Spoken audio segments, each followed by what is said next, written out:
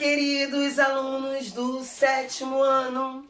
Hoje estamos aqui para nossa aula de número 3, tá? Do 3º bimestre. E hoje nós vamos falar sobre um tema que nós já conhecemos, tá? Vocês já ouviram falar, mas a gente precisa sempre estar falando para que nós possamos estar lembrando da importância deles, que é o período da escravidão no Brasil. O período em que o Brasil tinha escravos africanos. Então, você precisa saber ou ouvir novamente falar para entender a importância dos africanos. Bem, vamos desmistificar essa história de que todo africano tudo que é africano vai estar relacionado ao candomblé, tá? O candomblé é uma religião, ok? De origem africana. Isso aí eu não tenho que dizer. Mas isso não quer dizer que tudo que aconteça ou tudo que se fale sobre a África é relacionado a isso. Temos outras coisas sobre a África também para falar. Porque eu já escutei pessoas dizendo que não queriam estudar a África porque tudo tem respeito ao candomblé. E não é bem assim, tá? Mas realmente eles trouxeram essa religião para o Brasil. Veio junto com o africano. Bom, queridos, o livro de vocês começa falando sobre o comércio de escravos, tá? Como eles vinham da África para o Brasil. Bem, não era fácil a travessia.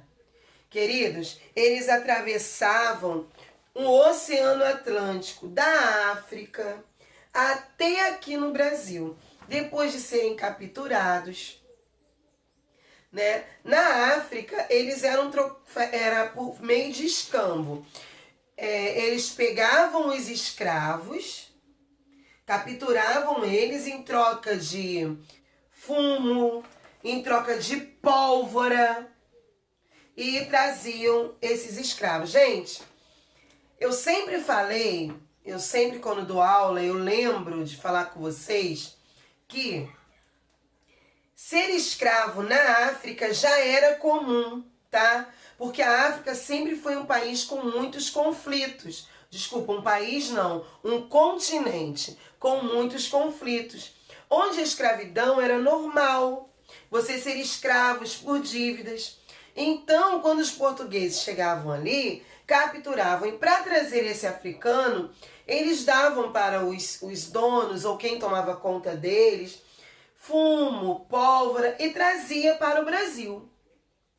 Porque aqui, não só o Brasil, né, mas toda a América, mas estamos falando no Brasil, vamos focar aqui no Brasil. Traziam para o Brasil e aqui eles eram vendidos. E o preço em média de um escravo era o preço de um carro popular. Um carro popular hoje está na base de uns 29 mil. 29 mil reais. Então esse era mais ou menos o preço de um escravo, tá? Bem, a travessia era longa. Então aqui, ó, tá dizendo aqui no livro, no 3º parágrafo, a viagem demorava de 35 a 40 dias nos navios vindo dos portos de Angola e de 50 a 70 dias nos que partiam de Moçambique. Quer dizer, 50 dias dentro de um navio. Imaginem. Não era fácil, tá? Eu gostei do livro aqui, que ele vem tratando de uma coisinha que acontecia e que a gente não pensa, né? As mães vinham com suas crianças, né? E O que uma criança se distrairia num local desse? E o livro traz, eu fiz, tá? Olha aqui. É um tipo de bonequinha feito com restos de tecido. Olha só, eu já pesquisei, é claro, e não tem nada a ver com religião, tá? Era simplesmente, eu fiz com tecido preto, mas mas essa boneca era feita provavelmente com tecido de algodão cru que as escravas faziam o quê? Cortavam tiras, tá? E faziam. Isso aqui basicamente é feito com tiras. Eu vou colocar o vídeo que o Moderna Compartilha selecionou para vocês entenderem como era feita. Agora, para quê? Para distrair as meninas na viagem, simplesmente. Não tinha nenhum fator religioso. E ela não tinha rosto porque no navio você não ia fazer olhinho, nariz e boca numa boneca. E essa aqui servia para as meninas brincarem. O nome dessa boneca é Abayomi, tá? Esse tipo de bonequinha. Abayomi. Vou colocar aí o vídeo explicativo de como faz. A partir desse vídeo eu fiz essas duas bonequinhas, tá? Que eu vou mostrar para vocês aí. É bem fácil e divertido fazer uma abayomi. Precisamos apenas de 2 tiras de tecido preto, retalhos diversos e uma tesoura. Em uma das tiras, fazemos um nó em uma de suas extremidades, que será a cabeça da boneca. É preciso deixar um pouquinho de tecido depois do nó, para formar o cabelo. Com a outra tira, é só fazer mais um nó logo abaixo do primeiro. Deste nó, vão pender 2 pedacinhos dessa tira, que serão os braços. Por isso, é preciso que eles fiquem do mesmo tamanho. Em seguida, é só cortar longitudinalmente ao meio a extremidade oposta à cabeça da primeira tira. Os 2 pedacinhos formados após o corte serão as pernas da boneca. Ao final de cada uma delas, fazemos um nó para marcar os pés. Agora, damos um nó na ponta de cada um dos 2 braços da abayomi, para representar suas mãozinhas. E a boneca está pronta. Ou melhor, quase pronta. Para fazer a roupa, é preciso escolher alguns retalhos coloridos e usar a criatividade. Um bom jeito de começar é fazendo um buraquinho no centro de um pedaço de retalho. Então, vestimos a boneca, passando a cabeça dela por dentro do buraquinho. Depois, é só pegar um pedacinho de retalho que possa servir de cinto e amarrá-lo na cintura da boneca. Agora sim, está pronta a sua abayomi. Viram como é fácil fazer essas bonequinhas, né? Então, as escravas, elas aproveitavam, né? Elas cortavam tiras da sua roupa e faziam as bonequinhas para que suas filhas, né, tivessem como passar o tempo dentro do navio negreiro. Bom,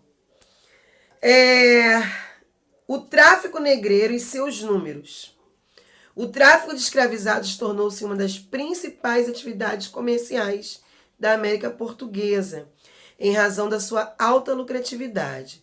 O tempo de viagem entre o Brasil e a África era de cerca de 40% mais curto que uma viagem da África ao Caribe ou à América do Norte, em razão de correntes marítimas e ventos favoráveis. Por causa da duração mais curta das viagens, morria menos pessoas durante o trajeto e, consequentemente, os traficantes tinham mais lucro. Além disso, a navegação das rotas entre Brasil e África era segura, a ponto de ser possível fazer a travessia em embarcações pequenas de 2 mastros. Então, tudo facilitava trazer o escravo para o Brasil. Ao final do século XVII, o Brasil havia importado cerca de 1 milhão de cativos e se tornado o principal destino de escravizados do mundo. Esse número, no entanto, engloba apenas os que sobreviveram à captura e travessia. Tem os que ficaram pelo mar. Bem, aqui mostra um navio negreiro.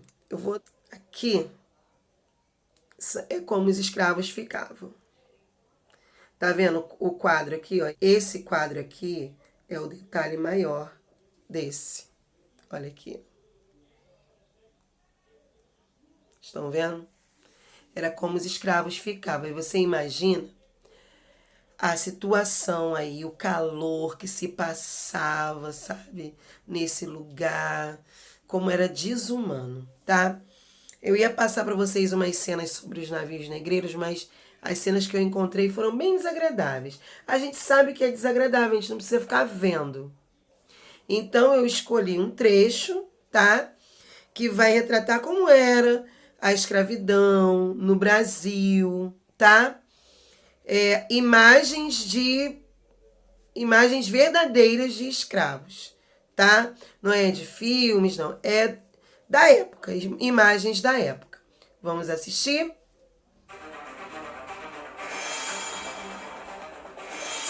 Os portugueses foram os primeiros a realizar o comércio de escravos africanos através do Oceano Atlântico, seguidos por holandeses, ingleses e franceses. Isso foi possível depois dos portugueses terem dominado muitas regiões no litoral africano, onde fundaram feitorias ao longo dos séculos XV e XVI e estabelecido alianças com comerciantes locais. O tráfico negreiro unia interesses na África, Europa e América.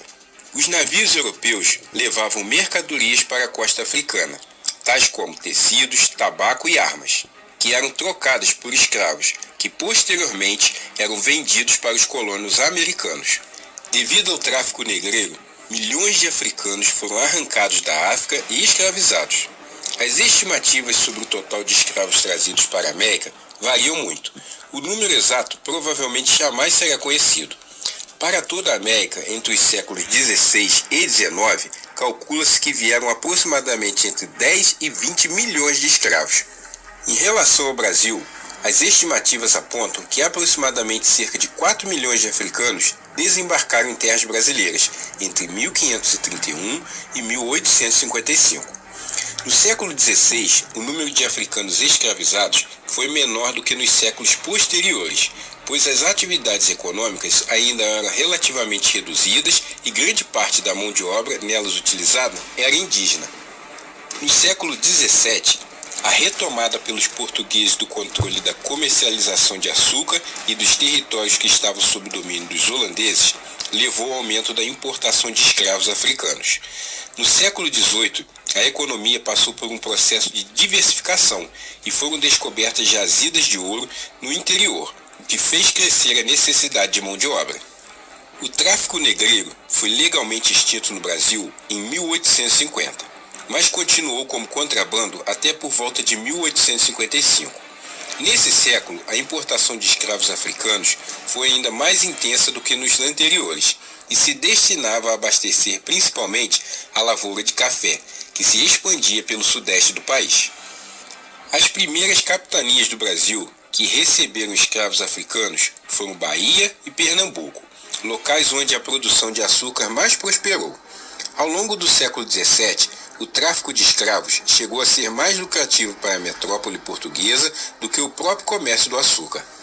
Depois de aprisionados em seu continente, os africanos eram acorrentados e marcados com ferro em brasa para identificação.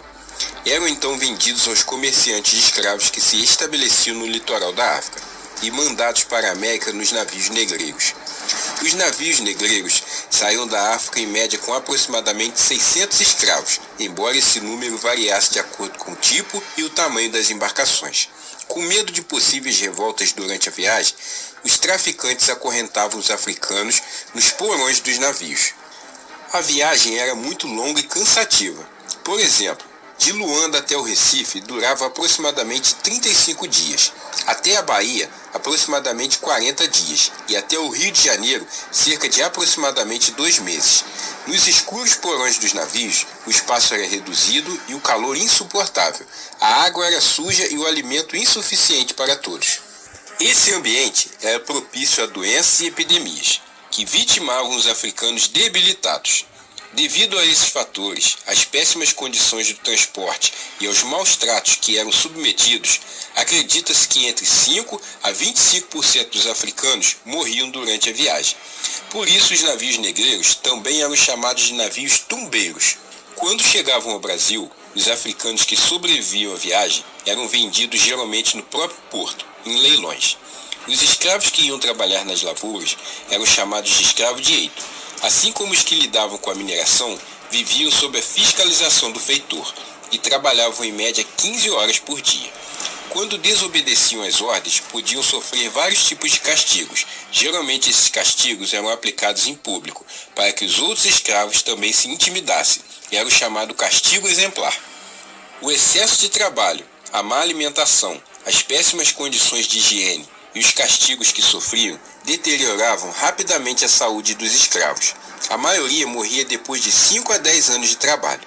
Já os escravos domésticos, escolhidos entre aqueles que os senhores consideravam mais vistosos, dóceis e confiáveis, muitas vezes recebiam roupas melhores, alimentação mais adequada e tinham um tratamento um pouco melhor. Muitos fatores distinguiam os escravos, como por exemplo, tinha menor valor o chamado escravo boçal, que era o recém-chegado da África, que desconhecia a língua portuguesa e o trabalho na colônia.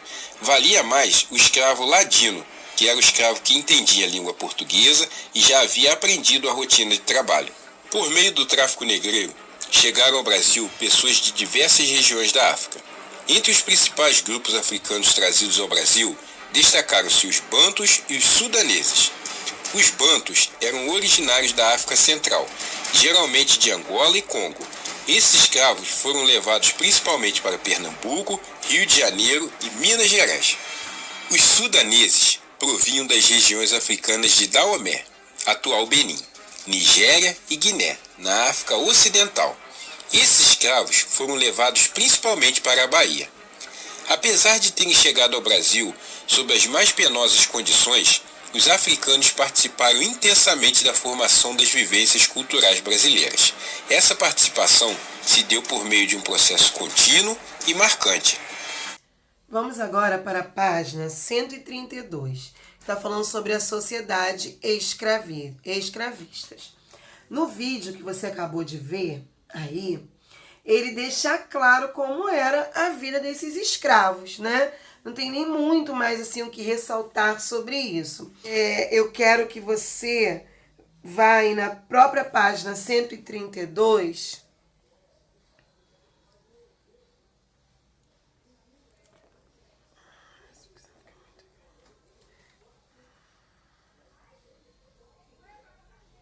Ó, página 132, quarto parágrafo. Assim, a sociedade escravista gerou uma cultura própria, na qual ser servido era algo desejado, pois significava status. Ao passo que o trabalho braçal era visto como desprezo, como mostra o texto a seguir. Eu vou ler o texto para explicar para vocês.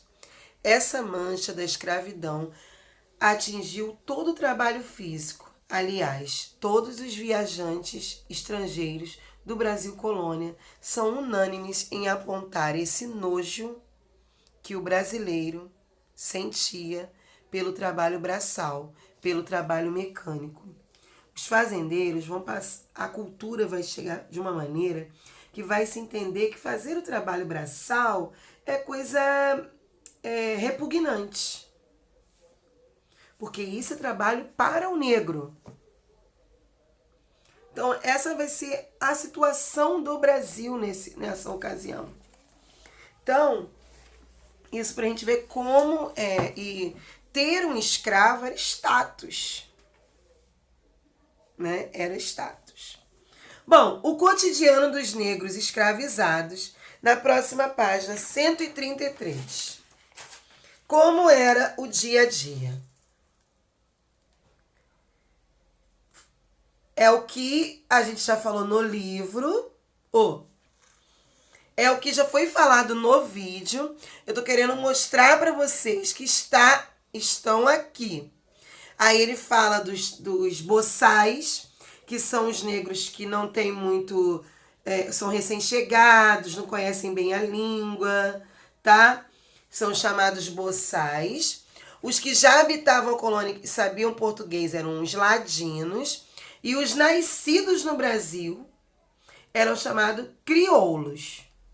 Entre esses últimos, muitos eram mestiços, filhos de homens brancos com mulheres negras escravizadas, e eram chamados de crioulo.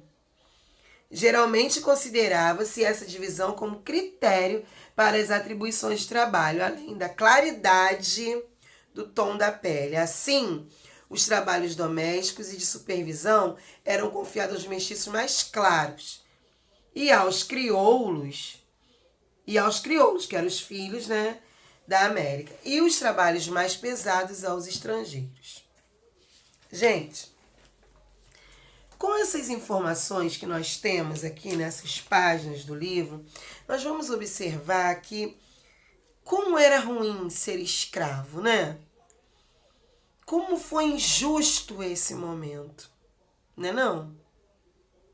Como eles sofreram, né? A gente fica imaginando pessoas tratadas como animais, pessoas vendidas como mercadorias. Essa era a realidade do Brasil. E as famílias? Como elas viviam? As famílias de escravizados. Página 134.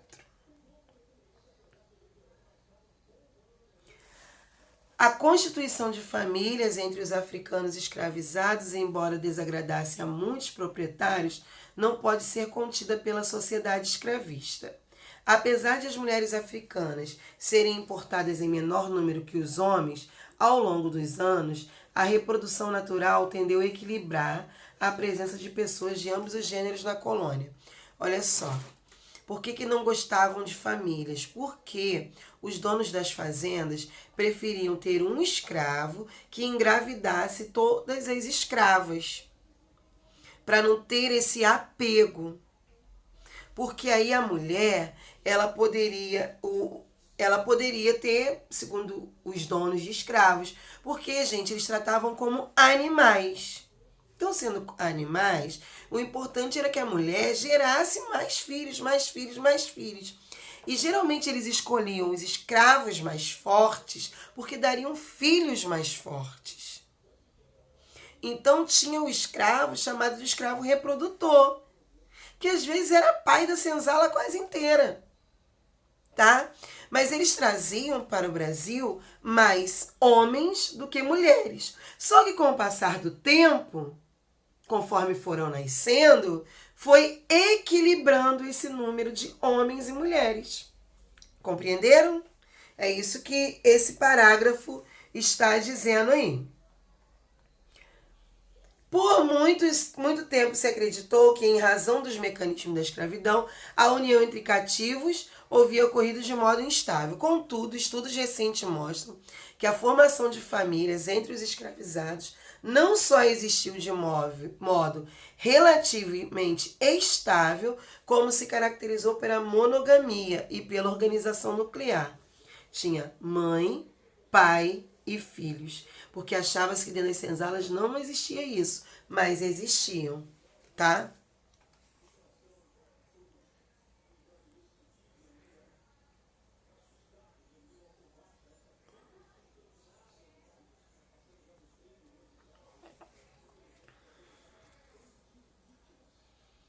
E com isso, elas criavam laços, constituíam grandes famílias, tá? Isso mesmo partindo das senzalas. Página 135 fala da resistência escrava, tá? Aconteceu essa resistência escrava, fuga de escravos, era a forma mais comum de resistência. E tinham pessoas que apoiavam, tá? Porque, gente, era muito cruel. Era muito cruel ficar nas senzalas, o trabalhar de sol a sol, o receber castigo por qualquer coisa que acontecia. Então, todo esse contexto, muitos cativos entravam em estado de profunda depressão, conhecida como banzo, e deixavam de se alimentar, o que às vezes os levava à morte. Em situações de desespero, muitos também se suicidavam, tá? Gente, na semana que vem, nós vamos continuar falando sobre a questão dos escravos no Brasil, tá? Eu vou terminar com um clipezinho que demonstra justamente o que eles faziam para aliviar. Então, a religião, tá? Eu não tô aqui para concordar ou discordar com a religião de ninguém, não é isso. A religião ajudava o escravo nesse tempo de confinamento. Então, jogos como capoeira, isso também fazia parte. No livro tem uma imagem, né, de jogando capoeira, e eu vou colocar outras aqui para vocês. Aqui tem uma imagem dele jogando capoeira, tá? Era uma forma que eles tinham de se distrair nessas pressões. Bom, os nossos exercícios estão nas páginas 131, 133 e 135. Número 1 da 131. Qual era a procedência dos africanos escravizados trazidos para a América Portuguesa nos séculos 16 e 17? Qual era a procedência? De onde vinham? 2. Que fatores favoreceram o tráfico de africanos escravizados na América Portuguesa? Página 133, número 3. Por que a sociedade formada no Brasil foi definida como escravista? E número 4. De que forma os cativos da América Portuguesa eram classificados e como essa divisão influenciava na distribuição das tarefas que executavam? 135, número 5. O que a formação de família significou para os africanos escravizados? O quê? E número 6. Como os cativos resistiam ao sistema escravista? Como? Façam aí esses 6. Vamos então corrigir as atividades. Número 1 da 131. Qual era a procedência dos africanos? Os africanos eram trazidos da região da Costa da Mina. Já no século XVII passaram a ser trazidos em grande volume de Angola e Congo, ainda que os demais entrepostos tenham mantido suas atividades. E que fatores favoreceram o tráfico? Correntes marítimas, ventos favoráveis e, consequentemente, rotas de navegação seguras. Número 3, página 133. Por que a sociedade formada no Brasil foi definida como escravista?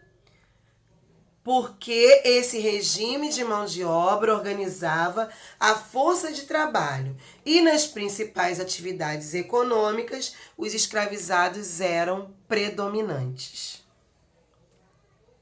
Número 4, de que forma os cativos da América Portuguesa eram classificados e como essa divisão influenciava na distribuição das tarefas. 3 grupos: a dos boçais, africanos recém-chegados, dos ladinos, africanos aculturados que falavam português, e dos crioulos, escravizados nascidos no Brasil, entre os quais muitos mestiços. As tarefas eram distribuídas de acordo com a claridade do tom da pele, razão pela qual aos mestiços e crioulos eram reservados os trabalhos domésticos e de supervisão, restando aos chamados boçais os trabalhos mais penosos. Isso aí, por isso que a palavra boçal até hoje ela tem esse significado pesado, tá? Uma pessoa considerada boçal é uma pessoa considerada sem instrução. E aí vem daí a palavra boçal. Página 135, número 5. O que a formação de famílias significou para os africanos escravizados?